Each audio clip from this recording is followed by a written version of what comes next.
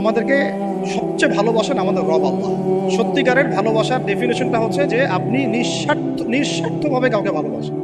আমাদের আশপাশে যারা আছে, যারা হালাল, ইভেন হালাল, আমার মা, আমার বোন, আমার বাবা, আমার স্ত্রী, আমার ছেলে, আমার মেয়ে, এদেরও যদি কখনো স্বার্থে আঘাত পড়ে, দেখবেন সেও আপনার পাশ থেকে সরে যাচ্ছে।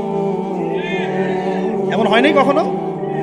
আপনার বন্ধু, আপনার ব্যবসার পার্টনার, আপনার বস, আপনার কলিগ, ওদের স্বার্থে আঘাত হলে ওরাও সরে যাচ্ছে পাশ থেকে, জিগরি দোষ সরে গেল পাশ থেকে, হয় না এমন?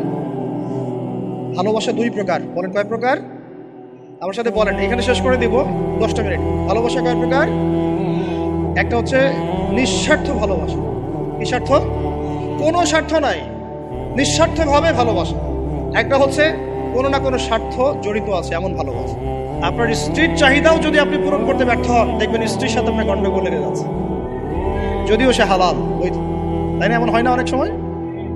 আমি তো অনেকদিন বলেছি, অনেকদিন আগেও বলেছি, 5 বছর 6 বছর আগে, যে মানুষ আসলেই মানুষের অবস্থানকে মূল্যায়ন করে।